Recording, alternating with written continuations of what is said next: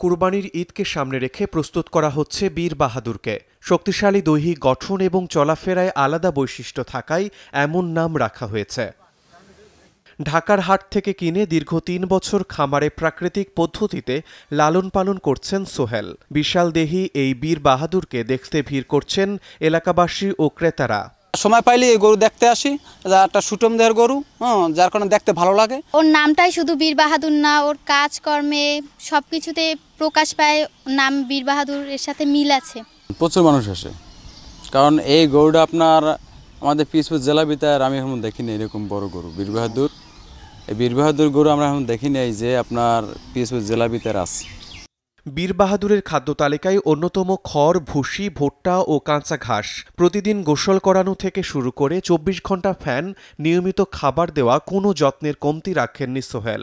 গরুটিকে সন্তানের মতো লালন পালন করছেন তিনি।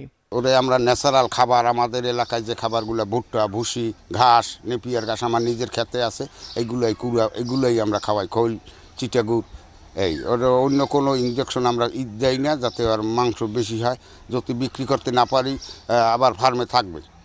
পিরোজপুর সদর উপজেলার কলাখালী গ্রামে সর্দার এগ্রো ফার্ম।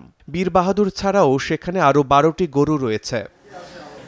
সময় সংবাদ, পিরোজপুর।